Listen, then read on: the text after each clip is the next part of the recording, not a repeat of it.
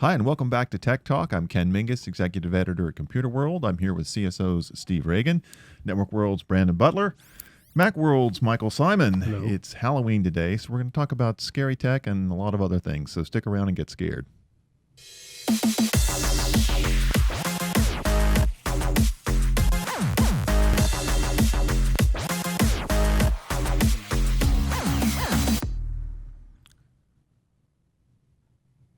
Okay, you guys are going to just have to indulge me for one moment because the scariest thing right now is whether my iPhone 10 is going to arrive on Friday like it's supposed to.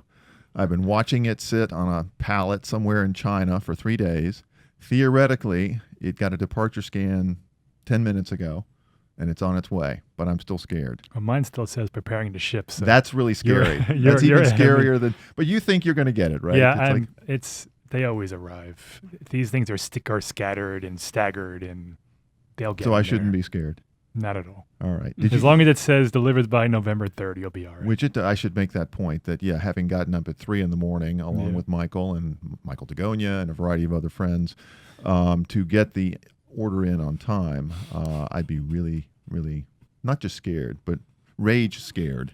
As Sad. Steve More would be. sad than scared. I'd be very upset if it didn't show I would up be on more Friday, so- scared that the UPS delivery guy just says, "I'm not delivering another one of these things today," and just skips your house. That would be really sad. Then I'd be that chasing down UPS that has guy. happened to me in the past where I don't know, just they make up some random reason why they're not delivering and they just say they're not. You've got to be. Don't Yeah, tell me that's- that. You shouldn't tell me that after I've got the phone, But I did see, Michael and I were talking a few minutes ago before the show about the fact that Apple seems to have a little bit of a different strategy Yeah. this year when it comes to rolling out this, because this, as you Just say, this specific product. this yeah. isn't really the new iPhone, because the new iPhone was the iPhone 8 and Mhm. 8 Plus. So they rolled it out to. Yeah, well, first, yesterday we saw a couple of YouTube vlogs that talked about it. Very quick, very controlled environment they were in. They let them come to just this place in New York City, and they gave them a couple hours with the phone. And now today, it's more of the traditional outlets like The Verge and TechCrunch, I but saw Jason Snell had a piece Jason up this Snell on morning. 6 Colors, yeah. Yeah. But it's just they only gave him a short period of time with it, and they lifted the embargo super quick. So everyone kind of scrambled to get these. They're like first impressions rather than reviews. I wonder if this really goes back to the fact that maybe supply really was constrained and that they didn't have a lot of units to pass out to, the future Walt Mossbergs of the world. I mean, honestly, it seems to be that there's more Yeah, review but units at than the there were. but at the very last minute, though. I mean, at the last minute, yeah, that's as true. opposed to like a week or Yeah. two out. They Mhm. used to give them to them a while before, so they would have time to do the more Yeah. full-fledged reviews. That's possible. Yeah. But it seems like they wanted to create a little bit of buzz. I think that's mainly what it is that they wanted to be like, this is the cool holiday gadget. This is what everyone needs to have. Don't worry about the chip. Don't worry about the battery life. Don't worry about the storage capacity or whether it's this is the device you have to have. Well, I would agree with that. And since I hope to have one soon, I think I'm going to be a cool kid this season. Anyway, all right. So, again, thanks for the indulgence.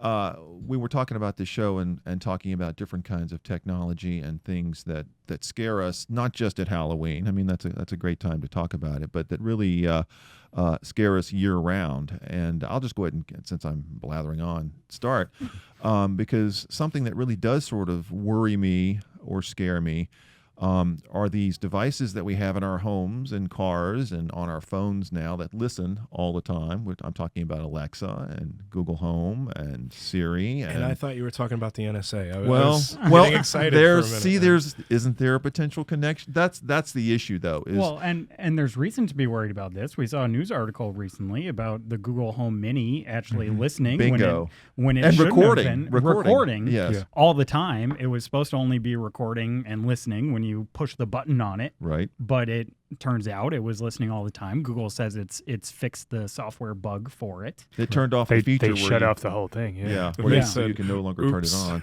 Yeah, oops. Sorry. Well, I mean, People okay. found out about it. It is bad enough that, I mean, I understand the convenience, and I do understand that. I mean, I have an Alexa at home, so it's not something that scares me to the point of keeping it out of the house yet. But I mean, there's a lot of very valuable information that is being that you say. Around what I say you. around me, you know. Right. Well, I mean, you know, funny story. This is not the scary story, but I guess it was 6 months ago or maybe sometime within the last year. There was a story that popped up about a little girl in Texas who ordered a dollhouse on Alexa, and like her parents were upset that she'd been able to do this.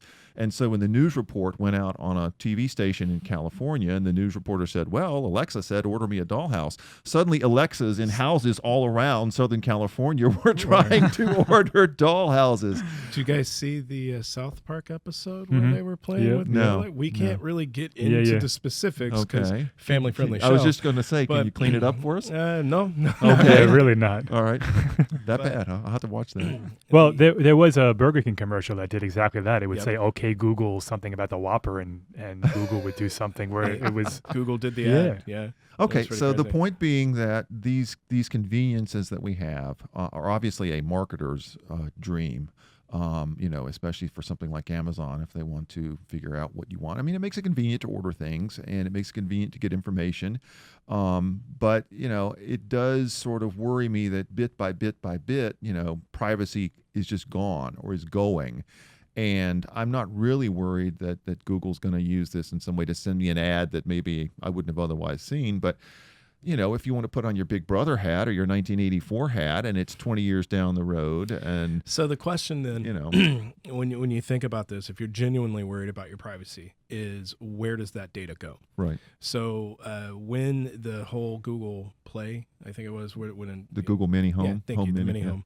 When that got fixed up, it turns out it was recording and it was listening, but all of that information being recorded was actually being passed to a Google server, and then it would just sit there and go away because they don't keep it permanently. Now, the real concern is how secure is Google servers? Well, I have to believe that they're probably a lot better than what I would have at home on my NAS or something like this. So the privacy and risk concern on that front, not so high for me. Yeah. But with that said, if it's sitting on my Wi-Fi and somebody can maybe stand man in the middle like and capture that recording as it's going across, what does that tell them? Yep. That scares me. Yeah. And there was just that Wi-Fi bug Yeah. like a month ago Crack. where your encryption didn't even matter if Right. somebody really wanted to grab what was going across the network. Crack. Yeah, right, correct. Well, and as from we- a business perspective, if you are using one of these devices in a business setting and it's able to listen or someone is able to eavesdrop in on If you're sensitive- using one of those devices in your business, you got bigger problems than that device. But think about it though. Think of what are the chances that at some random company somewhere, some employee has thought that Alexa was cute and brought it into the office and is using it, playing with it, checking it out. Maybe just wants Alexa to order him or her a pizza before he or she leaves the office.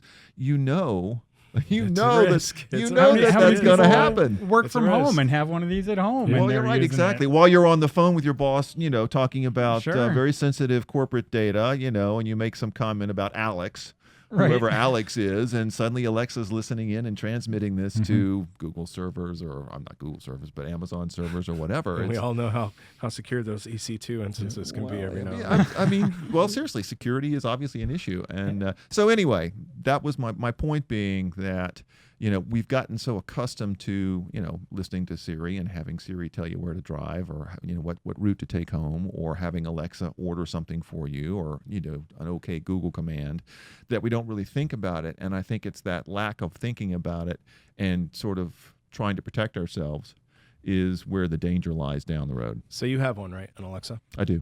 When you go home tonight, I want you to Uh-oh. look at Alexa. Yeah. And this will freak you out if you've Okay. never done this. Oh, God. I haven't. Say, Alexa, do you work for the CIA? And just Okay. watch what happens. Oh, okay. Just All right. watch what happens. All right. I will watch what happens. And if I'm not here tomorrow, you'll know that the CIA got me, right? Yeah, that's Okay. Is that what we're happens? banking on. That's okay. Good. No, good. actually, I mean, it'll spoil the surprise, but if you ask if she works for the CIA or if she's recording, You don't for- really expect her to fess up, it turns off. really? Like she turns off. I've seen videos of that. Yeah, they don't. It doesn't answer get- the question. you get or at no least it acknowledgement. hasn't I think that been might be a asked. bit of an urban legend, but okay. I'm going to try You've it. never I'll let seen you the- know. Have you never seen? I've seen the videos, but Yeah. I think, you know, with that, I mean, it's easy to kind of spoof that stuff. I mean, So Yeah, just I go think and say, most- Alexa, do you work for the CIA? And watch what happens. Try variations of the question. Do you work for the CIA? Are you recording for the CIA? Do you work for the NSA? Try that. Yeah. Okay. And I if I mean- hear black helicopters circling overhead, I'll know that. Just don't call me. Okay. So, you know. You'll deny my existence, just I like don't a know you. Mission Impossible. All right. Well, all right. So there we have it. That's my fear, now going forward, other than the phone thing, that everybody is always going to be listening in some way. Just remember, it's not paranoia if they really are out to get you. True. Got it. Okay. But- I mean, if I could Please. switch to my Yes. tech fear. I was just going to say, go. Let's say Amazon and Google and Apple have no interest in listening to our conversations. Yeah. The level of trust that we have in these devices and in these companies is just astronomically insane. Yeah.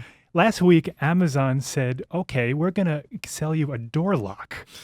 Oh. And we're going to give that keys to that door lock to any old UPS or FedEx guy. And guess what? We're going to put your package right inside your house for you, even if you're not home. How convenient. Well, do Like, you want your wait a iPhone minute. X or not? So here's the I do, but I want my TV there when I get home. Right. Here's the thing with like the UPS and FedEx, I'm not so concerned about them. But have you seen Amazon's local delivery? They Ye- use contractors, which are Of basically course. freelancers who. No, But I mean, UPS hires part-time work around the holidays. I mean, it's you can't tell me that all of these people are vetted, and even if they are, no. you're I giving don't you're want giving anybody coming in my strangers house. keys to your house No, the whole- willingly. Exactly. That's what scares I me mean- is that we are so Yeah. able to just say, "Oh, it's Amazon, I trust them. Sure. Oh, it's Apple, I trust them. It's Google. Oh, sure, I'll Google. I don't know who's my dad or whatever. I'm Googling personal stuff. Right. Google is taking that and using it to sell ads or giving it to the highest bidder." And that's all part of the business plan. I don't think Google or Apple or Amazon is looking to do anything nefarious. I don't think Amazon has a ring of house burglaries. But Yet. it's scary the slope that we are rapidly sliding down Right. for what is acceptable. I just bought my son, who is 6, an Amazon Echo Dot, so he can turn on his light in the middle of the night when he gets scared. Yeah. Now that's Great. innocent, That's but convenient. it's just opening the door. And so now he's 6, and now this is a common thing that he does. Okay, so this little box can answer my questions. I can ask it anything. Mm-hmm. It's just Well, I think the problem they're trying to solve here is the last mile delivery. And so a package gets dropped off in front of your house, and what's to Sure. stop someone from Totally coming and agree. taking that package? So I think that's why they're trying to. I understand the Right. thinking behind it. Right. And I've heard other things about how Amazon's working on being able to open your car trunk and leave a package in there, something with a license I don't plate. want that. No. I don't want anything. I don't Would like you rather that go even- into your car or your house? Well, can't I- they just leave it on the porch like Yeah, they have I'd forever? rather- And then have it get stolen? Well, no, So I don't want it stolen. That's the problem but, they're trying to get fixed, though. There was I'd rather a package get stolen every day than have Amazon be able to get into my house whenever they want to. right. So, So the car may be a little or bit- Amazon's contractors. Or Amazon. So a friend of contract. mine looked at the story, and he brought up a valid point that he would probably get it and he's going to use it. And I was like, okay, why? Because off to the side of his house, he has a firmly attached, it's an old toolbox, but it's steel and brick, and it can be locked up to the point to where you can, store your stuff in it. Well, he could put the lock on that, and it's deep enough to where if he gets packages, UPS can just put them there instead of putting them on the porch. Sure. Okay. All right. So he okay. can go to that. And that makes sense. But would you ever put it on your back door, your garage Yeah. door, or something No. like that? Absolutely not. No. So I think we have to consider the risk side of that to where what's acceptable and what's not. Yeah. And back to your point, a lot of people just assume because they're big companies that these companies are ultra secure. We know different because we see a different side of the world than they do. But at the same time, they're not wrong. Amazon put a lot of thought into R&D into getting this stuff up. So they know where the risk is. But what they're counting on is that you're going to pick convenience Right. over risk. Right. And a lot of people will. A lot of people would. Yeah. And these companies have an incentive to make sure that their customers are not getting, hurt by, Yeah, of course. by these Yeah, of people. course. So There's also a risk to the UPS guy who, Yeah. someone unlocks the phone and there's somebody home and they take out a gun and say, "What are you doing in my house?" Right. No, when I saw that, Apartment buildings or whatever. It's just I think Well, I read halfway through the headline and my gut reaction, no, yeah, just no. absolutely well, not. if we all have little video cameras on our doorbells, Well, they do. That's part of Yeah, it. Well, that's and, part of they'll, the. and they'll sell you that's that part- too. No, Right. well, that's That way part you of the can- whole thing. They'll sell you a camera, but right? they control the camera. Right. Listen. Amazon is probably not targeting me to have So then my you can home. see who the homes- delivery person is that went into your house and stole your TV. But my point earlier, and this plays Right? into it nicely, is that we're building the infrastructure Yes. that piece by piece could allow, might allow, probably won't allow, but could allow this kind of bad stuff to happen to a lot of people and quickly. You know, And we're willingly doing it. right? We're But giving it's it convenient. away. Well, I mean, it's when it's convenient. It's like, when you go to Amazon and you search for a pair of headphones for the next week, Yeah. every ad you see is headphones. right. So apply that to every other aspect of your life now, See, that and doesn't- not just ads. That doesn't bother me. It doesn't as bother me much either, but- because I'm looking for headphones. Oh, look, here's an ad. Maybe I want that one. It Or- would bother me if all of a sudden people start knocking on my door and saying, "Oh, do you want? I see you have oil. You want gas heat now?" as he raises the trunk, and Right. there's like a bunch of headphones in the trunk of the car. It's all like, "Psst, hey kid, Yeah, right. You wanted headphones? want Yeah. some Bose? I got some Beats. Come on, you want the Beats? All right, good point. I agree. It's a danger. But if a UPS guy wants to put the iPhone 10 inside my house on Friday, by all means, go ahead. Well, I am worried about privacy, but let me just post this on Facebook real quick so everybody will know where I am and what I'm doing. So, Yeah. Okay, good Well, point. Speaking of posting on Facebook, Yes. the thing that scares me this Halloween season is misinformation on these social media Yes. sites. Did you see the stories that came out? What 126 million people were exposed to basically Russian propaganda on Right, Facebook. no And doubt. how many thousands of accounts on Twitter now have suddenly been? When you ask a group of journalists how they feel about misinformation, I you're s- going to get some heated. Yeah. I spent more time trying to get a blue check mark on Twitter, and it's like you've got 3,000 or 30,000 accounts that are like I Russian don't know bots. how. What do you? When everybody says they spend a lot of time getting the check, I woke up one day and suddenly I was verified. Well, because you're special. How? What do you mean you work on it? Well, Can I anybody had to get apply. No. Well, when it first came out, I had to apply, and you have to. Who are you, and how do you verify that, and what do you do? And I got rejected. I had to wait like 3 months, and then try again, and then suddenly I had my little Weird. blue check mark. That made me feel very special. Unfortunately, I think a lot of people don't look for the blue check mark when I don't they think see anyone something cares. that they believe I don't on think they- Twitter. I don't. Then they'll So- just I So just I believe saw, it. I saw thought that story. Yeah. 126 million exposed to possible Russian propaganda. 126 million people. How many users are active on a daily basis on Facebook? Yeah, sure. Yeah. So 126 million is A lot actually more. really, really small when you think about it. So strip away the hype of that headline, and what you have is what an actual information campaign looks like. So or a disinformation campaign, I should say. And this is the interesting aspect of that story, at least for me. Maybe Yeah. it's because I'm a security nerd and that's what I go for. But when you consider this type of stuff, like you were saying, disinformation is a huge deal in our industry. Wow, will we get heated by it?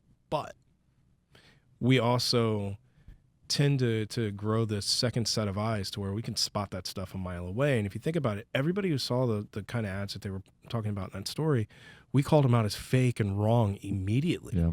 But the problem is we don't matter. Nobody cares about our opinions. We're just part of the conspiracy. Yeah, Yeah. we are at that point. At And that the thing point. is, those who would believe those ads will very much see us as the bad guys trying to just Well, and it strip also away the truth. reinforces, they've done studies that if you're trying to argue someone out of their point, the more you factually show them they're wrong, the more likely they are to hang on to the point of view. Yep. It's easier to dismiss you and your crazy facts, fake news, than it is to stop and say, well, wait a minute, that ad that showed Hillary with the alien probably wasn't real, Mm. And the thing that kind of rubs me the wrong way is it's one thing to have someone create an account and try to spread misinformation. I think it's another thing for someone to buy an advertisement and pay these companies money to promote this message. And then these companies are making money off of it. Right. And there's misinformation going out. That seems really bad. Well, this goes back to the whole debate about Facebook and whether it's a publisher or a platform. I mean, it argues it's just sort of a neutral platform and it's almost Wild West. I A think profitable one. a very profitable platform. The counter argument is that no, it's really a publisher. And when you get into a situation where you've got to, as I recall, last year there were no fake news and fake ads and things on Facebook, and then suddenly there was $100,000 spent on ads, but it wasn't a big deal. And clearly this is something that maybe they weren't paying attention, maybe they weren't looking, but it's much bigger than people thought.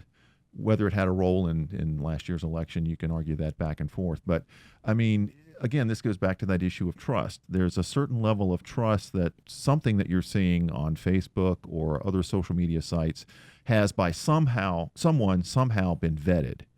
And there's this breakdown now in authenticating what people are seeing or what's being distributed. And as you well know, things can be distributed and go viral very quickly in this day and age. And people just don't have a filter, and they see something that they believe. I and saw it on the internet. It must be true. We Right. believe what we want to believe. I mean, I've fallen for fake news, and then 3 hours later, I say, oh, wait a minute, that story was completely false. Yeah. A lot of people, they see the story, they don't see the They read the correction, headline. or they don't see the follow-up retweet that says, yeah, that was wrong. Or I think back to there was a story about Trump removing the Martin Luther King Jr. bust from his Oh, yeah. office. Yeah. And Outrage. a Instant outrage. reputable journalist, I don't remember the outlet, said that, this was, he took it out. It's Yeah. like day one. Yeah. And it turned out that he was in a bad vantage He point. just and didn't see it. Yeah. And he corrected it quickly, but it didn't matter. That was all over the place. The correction got Yeah. like a fraction of the retweets Right. and see that right there is a one of the things that ties into my fear, which is soft skills. You have to understand where you're communicating to. So when he corrected that tweet, notice that it wasn't until several hours later he deleted the false tweet instead of getting it. Right. By that time the thing had already It spread. doesn't matter. It has a life of its own, yeah. And hinging with what you had just said about your fear, so do you remember the study a few years ago, and this pertained to all of us, was the fact that most people only read the headlines and they only see the headline on social media. They Right. don't actually click the ad, or not the ad, the actual link to the story. They don't click it. They just see the headline and move on, and then they comment appropriately for whatever they're thinking, or they share it. Well, and we're everything like big on outrage now. Instant outrage is a big thing. Yeah. So that 126 million fed into that type of study because literally these people were sharing these articles Yep. and these thoughts. They weren't reading anything. They were looking at the headline or whatever that post said, and that's where they made their It reinforces from. their point of view, Yeah. and then they just Right. run with it. And that 126 million doesn't take into account conversations, TV. Nope. That's a lot more outlets than just sharing on Facebook Word- and yeah. Twitter. Once that's out there, it's everywhere.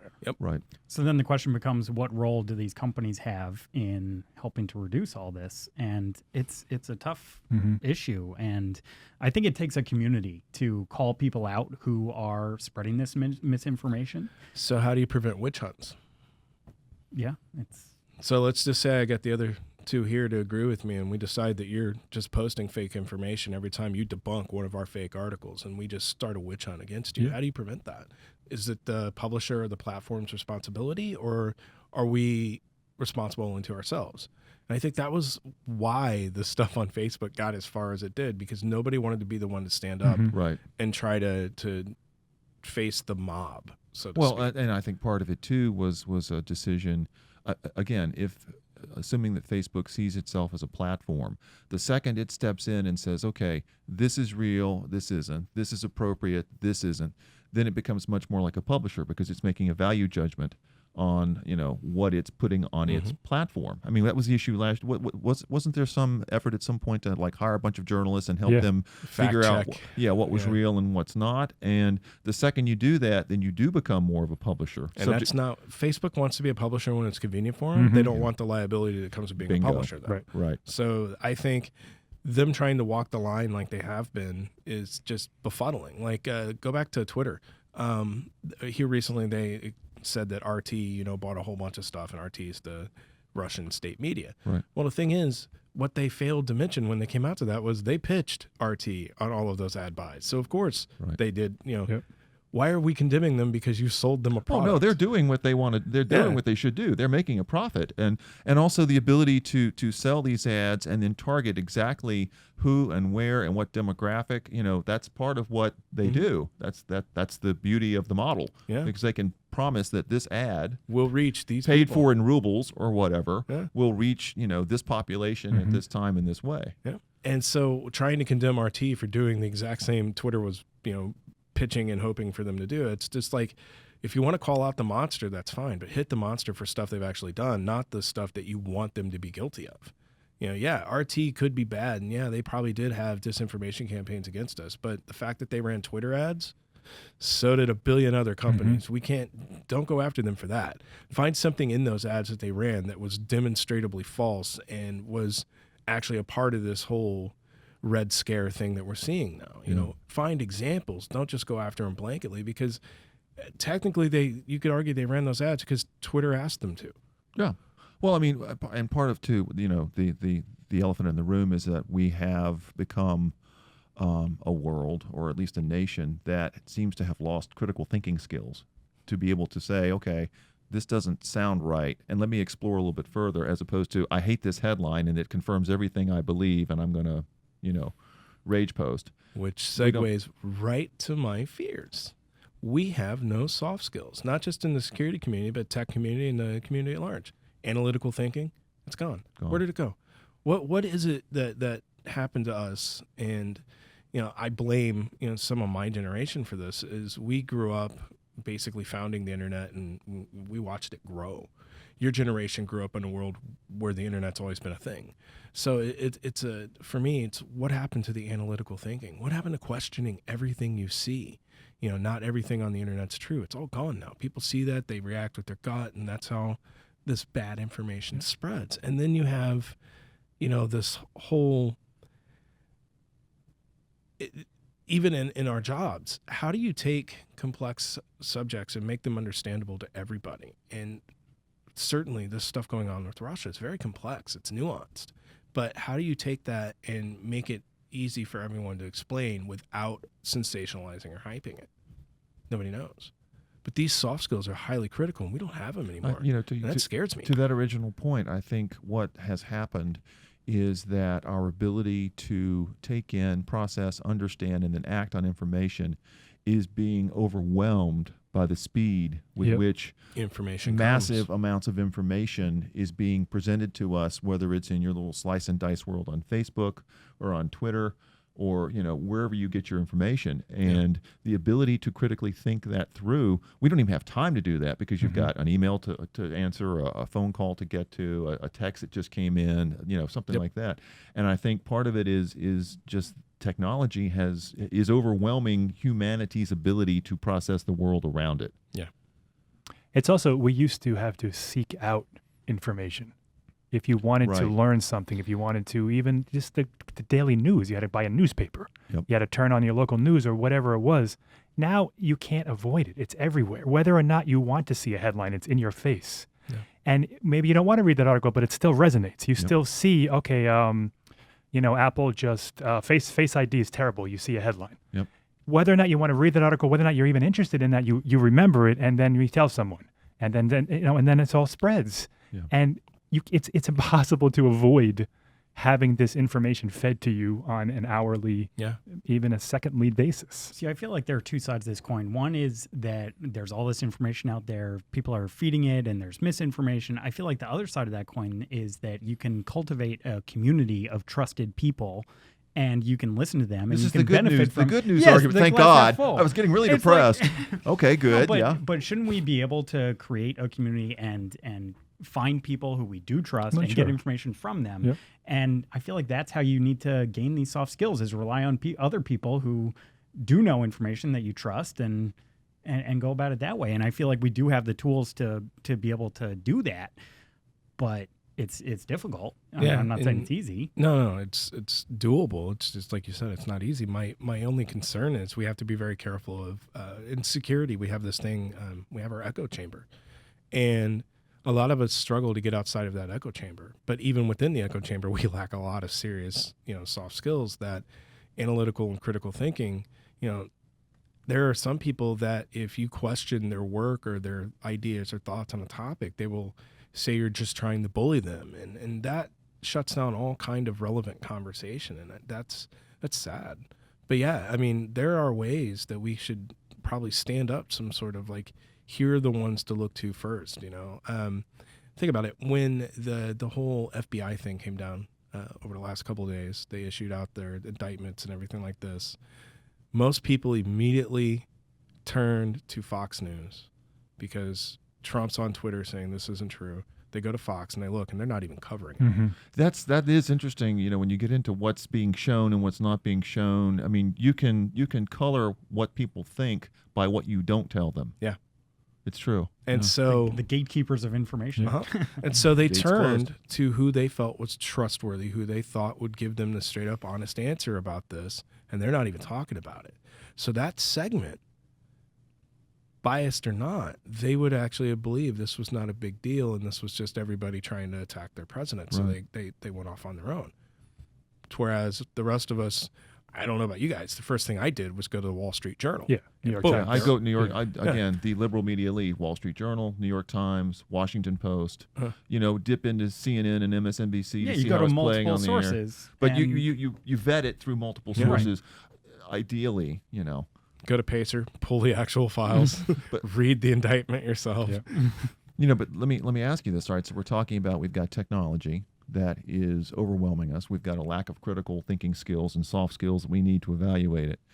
Is there anybody here that would go back to the pre-internet world? Yes. Would you? Yes. Very Oh much no, so. I like the yeah, internet. I'm good. I love the I'm internet. good where I am. I love the internet, but You've got to go back to 1990.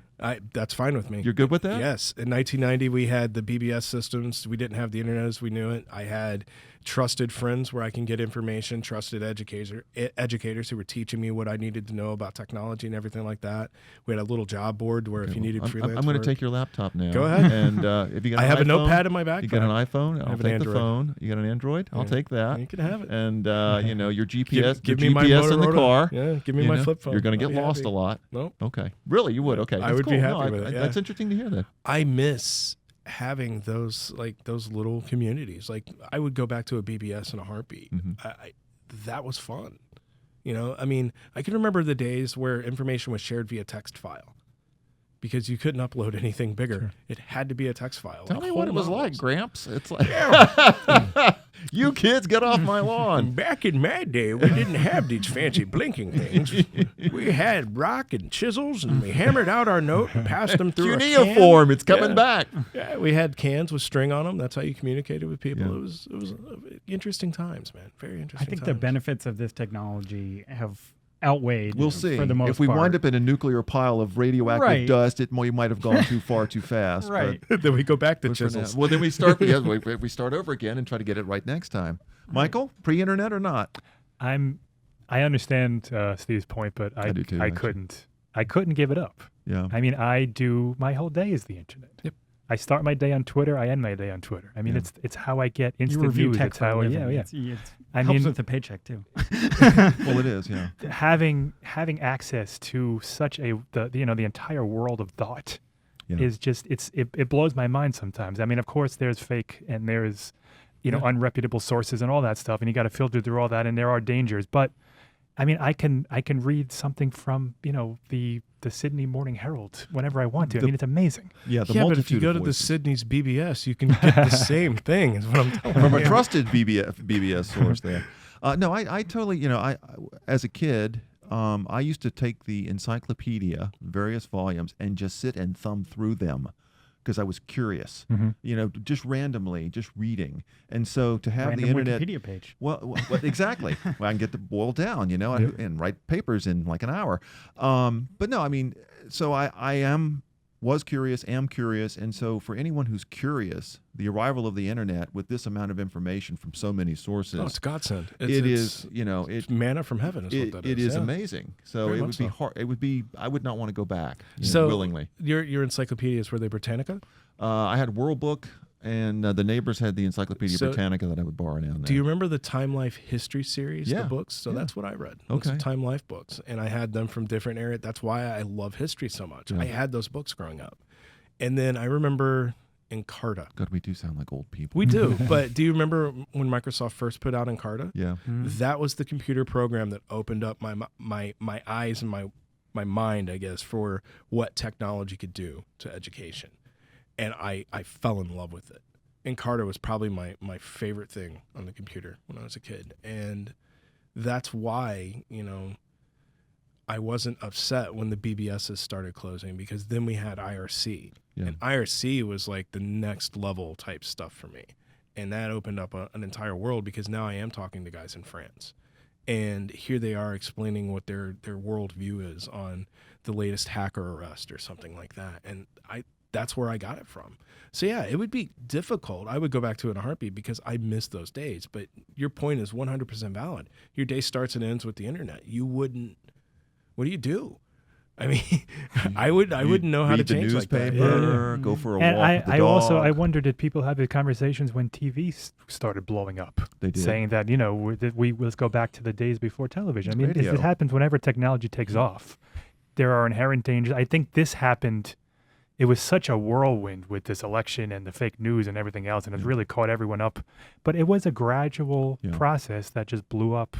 You know, Well, I with think we've this had two in time. the last 25 years. You had the internet, which was advanced number one, which provided all this information, and then you had the move to mobile over the last 10 years, which not only provided the information but put it in your face and with you all the time.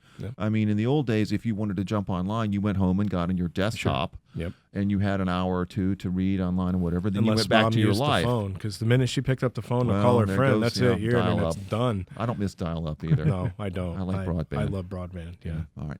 I wanted to, Brandon, you had said something earlier about that you wanted to talk a little bit about GE. GE, And yes. So what's going on with Yeah, GE? so I was at a conference down in New York the other week, and the CIO of GE said that he believes that in the future, machines will be telling humans what to do more than humans are telling machines what to do. So I was interested in getting your guys' opinion on sort of where we are on that line right now of, are machines telling us what to do, or are humans Well, telling my machines watch tells what me to do? stand every hour. Does that count?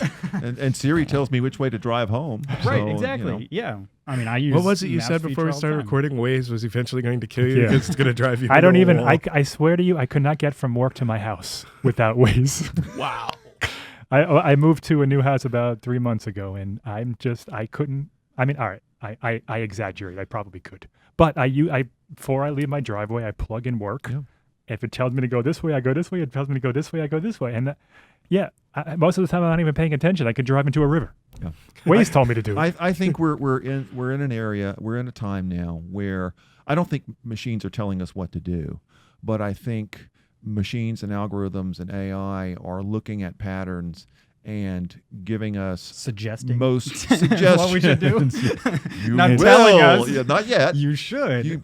But I mean, I could certainly see, you can call it dystopian or not, a future where we are so symbiotic with the hardware and technology around us that without it, we would not be able to function in the way that we do. I think we're rapidly approaching that point. And that's just something as simple as getting to work on time, Yep. being able to find a place, whatever. So and so the GE guy made a point that where they're actually seeing some benefits from this are these machines that can self-diagnose when they have a problem, and hey, my part is broken. They can send that information to the repair person who's going to come out. The repair person, before they even get there, knows what's wrong with the machine. They've brought the part with them that's already broken, and they can fix it that much quicker. Yeah. Until the machine's diagnostic program breaks and they bring out the wrong part because Yeah, it right. turns out the machine wasn't broke at all. I mean, Right, but compare that to before when the machine wasn't able to tell It's you just what not was wrong. working. It's just sitting there dead. Right, and then the repair person goes out and doesn't know what the problem is. You have to come back the next day with the part. and we see little bits of that. I mean, our check engine light goes on, and I take it to the mechanic. They plug a thing into my UID port, and they see exactly what's wrong with it. Sure. I mean, there's bits of that. Yeah. And I mean, I could see, how we're again back to the whole trust thing. Yesterday, I set up on my Amazon Echo a routine, so now I can just say, "Alexa, good night." It shuts off my lights, it turns off my Halloween decorations, and So the next step to that is, okay, now Alexa knows I go to sleep at 12:30, so at 12:15, it's going to shut the lights off for me. That'll be next year. And that goes to convenience. But that's Is still that you're useful? telling the Yeah, I machine what to program do. it. Okay, Right, sure. Right. Yeah, you're still But dictating. it learns my routine. Like I have a Nest thermostat. It learns when I'm in the room and it adjusts the heat accordingly. Sure. So it's all that machine learning. Eventually, getting to the point where it's so smart that we don't really even have to tell it. Raise the heat at 6 a.m. It's just going to do that Right. because it knows I'm going to wake up. So it's just going to. I mean, as long as Informing. the machines themselves don't go, Skynet on us. I Skynet. think it'll be Everybody, okay, but it's true. The first thing you think of is Skynet. But like the diagnostic thing, I think that's great. The fact that Nest knows you're waking up at 6, get the heat up for you, that's fantastic. Yeah, it's awesome. This is stuff that should be happening. Mm-hmm. I think that the general fear, at least from what I hear when I hear security people talk about AI and machine learning and things like this, is it's going to put them out of a job. And I don't believe that's true. No. It's too infantile. Right now, the peak of what they can do is know that you're up at 6 a.m. and give you the heat, or, hey, by the way, my servo's broken. Bring a widget and a gizmo, please. That's about all we can do with them. And it'll be a long time before we can do anything. And it'll also take a lot of work to program these this software to be able to have the smarts to do this stuff. Yeah. That takes some pretty high skills, though, to be able to do that. And you it'll need to also know, it'll give birth to new industries as well. It's not going to just be, okay, we're done here. Right. As this gets easier, just like we used to have assembly lines in factories, as that got easier, that grew more. It's going to continue to grow. It grew into skilled labor to where the fact that we needed engineers to design those robots that design our cars. So I mean, it does give way to things. I think what the story was, though, when he announced that, because I saw somebody else talking about that on Twitter, the GE announcement, and I thought it was interesting because GE is known for their innovative side of technology. Mm-hmm. So if he's talking about that, my only question is, what's GE got cooking?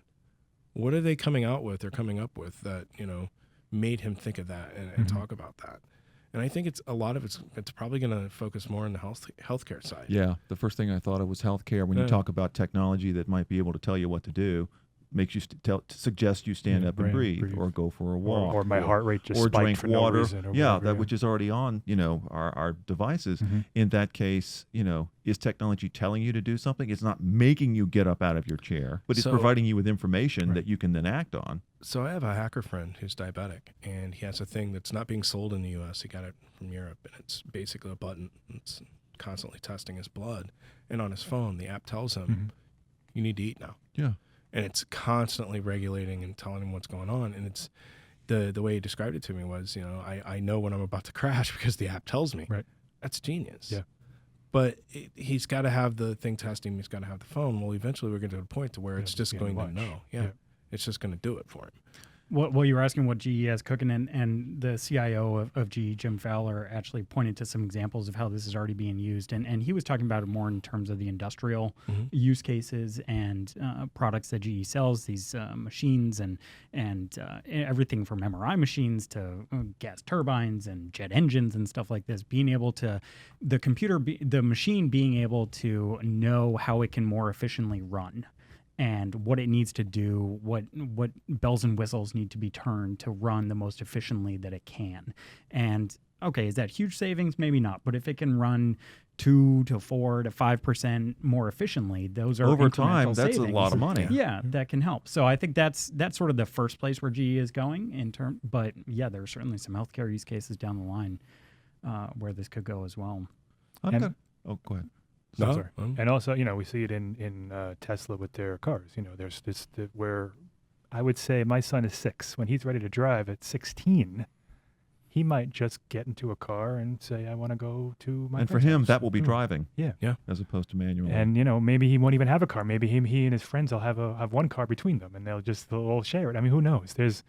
But I mean, we're moving towards electrical. We're moving towards or autonomous, and that brings up a whole nother issue of trust that I have about letting a car drive me around I definitely the want to. Yeah, all right.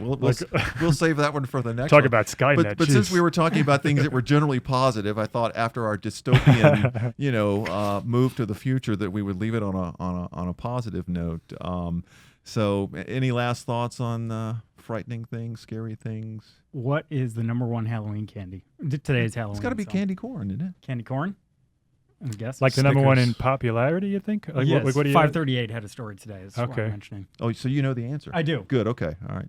I'm going to say Reese's peanut butter Reese's cups. was the answer, according to and I 538. love peanut butter. Everyone trusts Nate Silvers. No, I know. All right. That's Maybe it's his favorite candy. that's okay. We trust Nate, just like we should trust everybody. All right, Steve, Brandon, Michael, thank you so much for being here. Now you know what scares us and what we know.